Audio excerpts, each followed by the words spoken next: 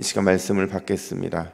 이 복된 시간에 주시는 하나님의 말씀은 우리 계속해서 사도행전 26장 13절에서 23절까지의 말씀입니다.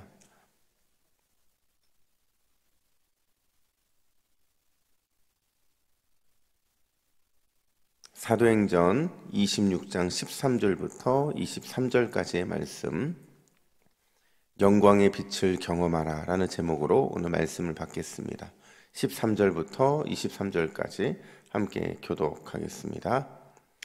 왕이여, 정오가 되어 길에서 보니 하늘로부터 해보다 더 밝은 빛이 나와 내 동행들을 둘러 비추는지라.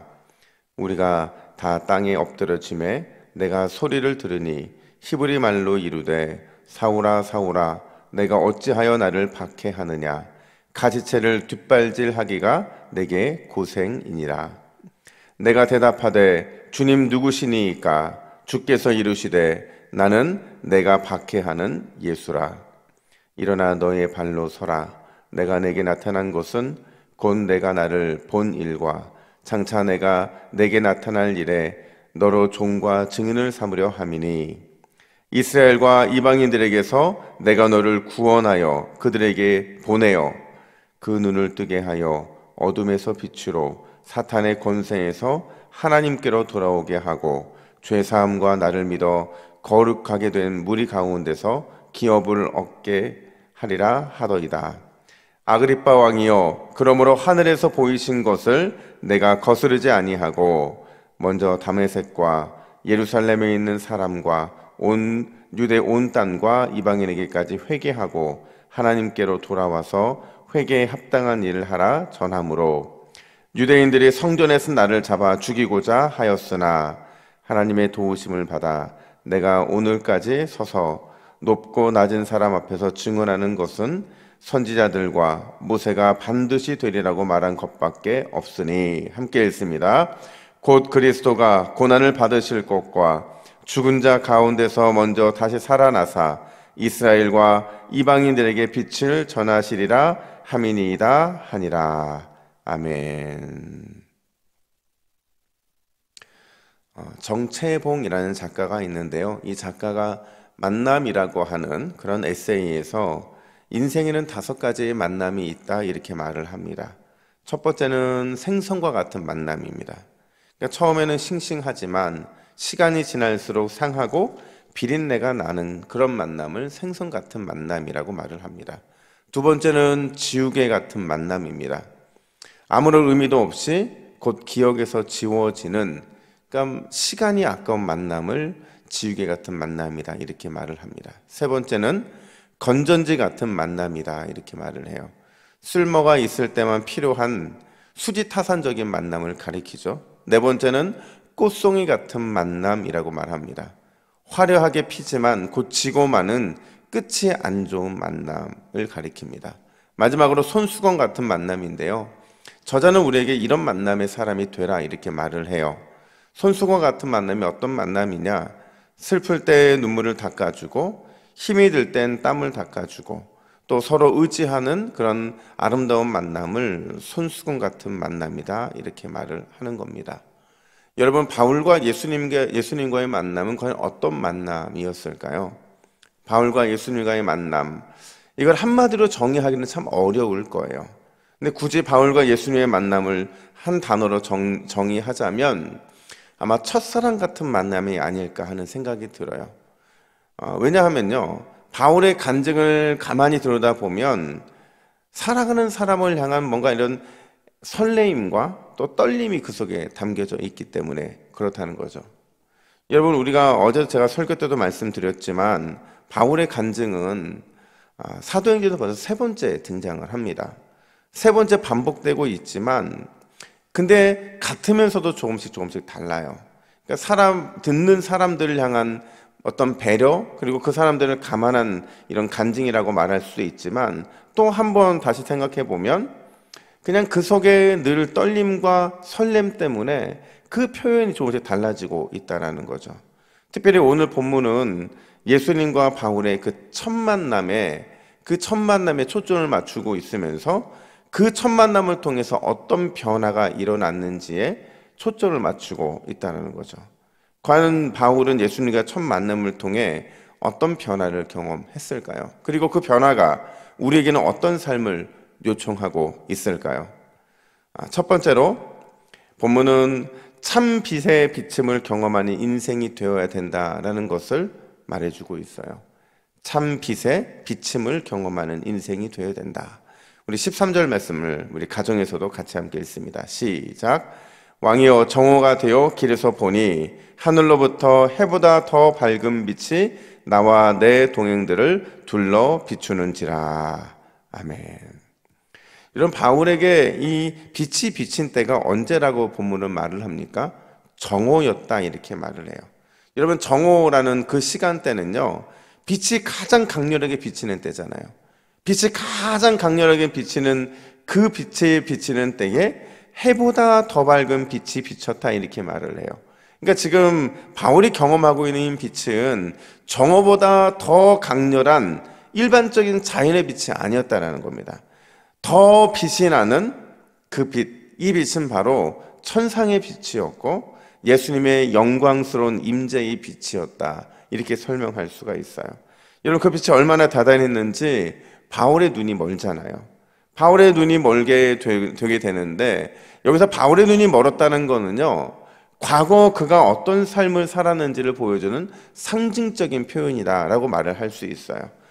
여러분 과거 바울은요, 예수님을 알지도 못하고 또 믿지도 못하고 그렇게 영적 맹인의 삶을 살았잖아요.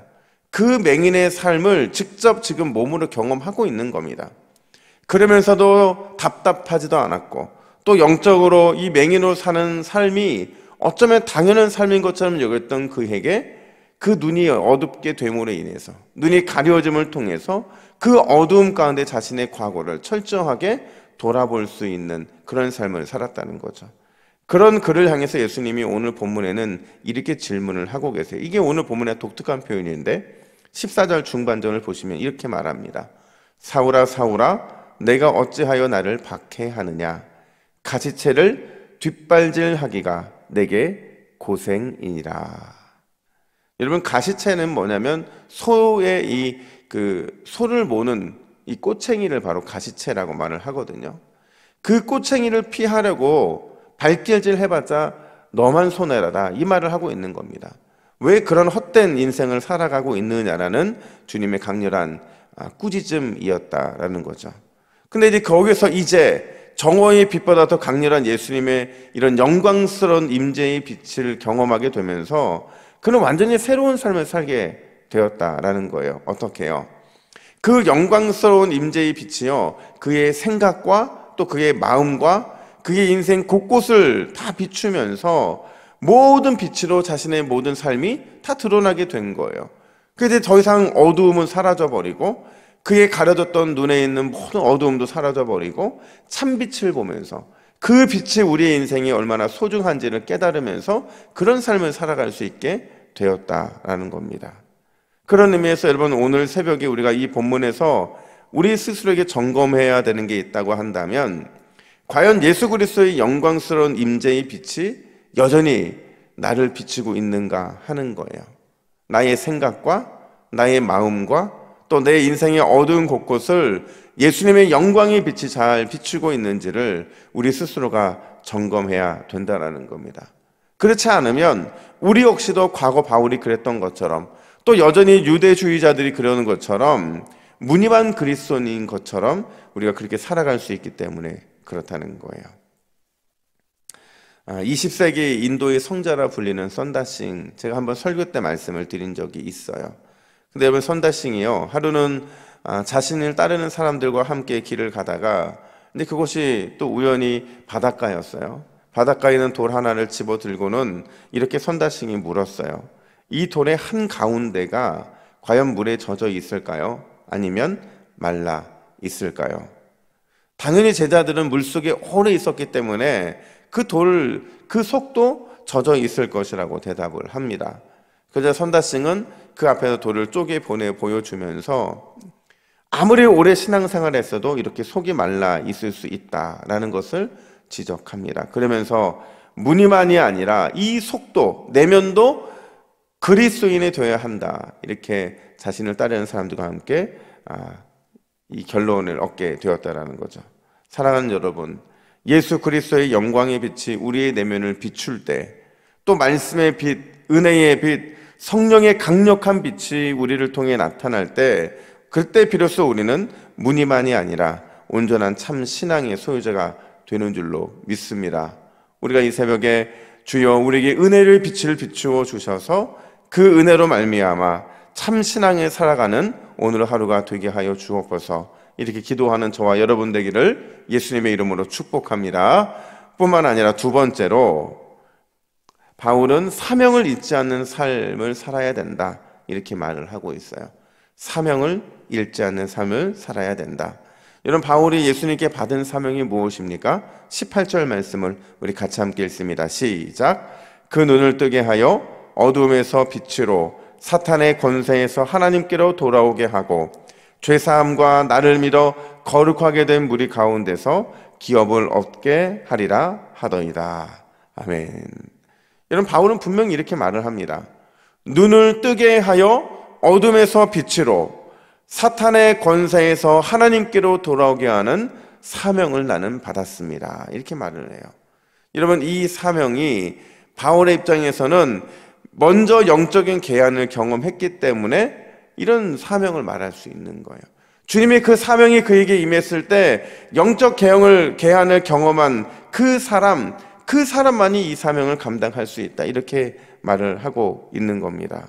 여러분, 어떻게 영적인 장님이 또 어떤 다른 누군가를 영적인 눈을 뜨게 할 수 있겠어요? 장님은 장님을 인도해도 더 문제가 발생할 수밖에 없는 거죠. 여러분, 오늘 이 새벽을 깨우는 우리 기도의 용사들은 이미 영적 계한을 경험한 줄로 믿습니다. 그렇다면 나만 영적 계한을 경험해서는 안 된다는 거예요. 내가 영적 계한을 경험해서 사명을 받았으면 아직도 영적 무지에서 벗어나지 못하고 있는 사람들의 눈을 뜨게 하는 그 사명을, 바울이 받았던 그 사명을 우리도 받아야 된다는 거죠. 어떻게 해요? 내가 만난 예수님, 내가 경험한 은혜, 내가 누리고 있는 참 기쁨의 삶이 어떤 것인지를 그 사람들에게 보여주는 거예요. 우리의 생활신앙을 통해서 그런 삶을 보여주게 될 때 여전히 눈을 뜨지 못했던 영적 장님들이 눈을 뜨게 되는 귀한 역사가 있는 줄로 믿습니다. 그런 의미에 저는 늘 새벽마다 기도하는 기도의 제목이 있어요. 많은 기도의 제목들 가운데 특별히 저의 영적인 눈이 더 열어지기를 기도합니다. 왜냐하면 제 눈이 열어져야 동북의 믿음의 가족들의 눈도 더 활짝 열어줄 수 있기 때문에 그래요. 제 눈이 열어졌을 때 성도들의 영이 열리는 것처럼, 또 우리에게 많은 리더들이 있잖아요. 우리 장로님들의 영안이 열릴 때, 또 권사님들과 안수 집사님들의 영안이 열릴 때, 또 순장님들의 영안이 열릴 때, 가정에서는 부모의 영안이 열릴 때 반드시 모든 나와 함께하는 또 믿음의 구성원들 역시도 영안이 열리게 되는 줄로 믿습니다. 그 사명을 감당하라고 오늘 이 새벽에 우리에게 기도하게 하신 줄로 믿습니다. 오늘 이 새벽에 기도하실 때 우리 이런 기도 제목 가지고 함께 기도했으면 좋겠어요. 우리 각 가정에서도 이 기도 제목을 함께 읽고 기도했으면 좋겠습니다. 주여, 오늘 이 새벽에도 영광의 빛을 비추사 사명자의 삶을 살아가게 하여 주옵소서.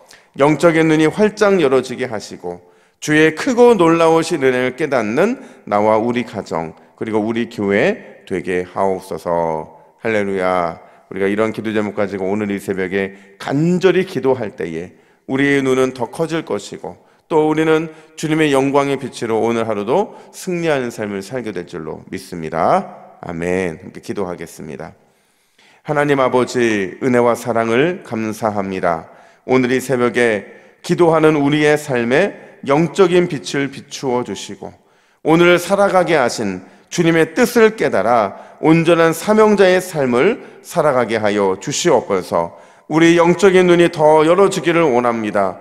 눈이 활짝 열어져서 주의 크고 놀라우신 은혜의 비밀을 깨닫게 하여 주시고, 그런 우리를 통해서 오늘도 우리의 삶이 주님께 영광의 기쁨이 되게 하여 주시옵소서. 감사드리며 예수님의 이름으로 기도하옵나이다. 아멘.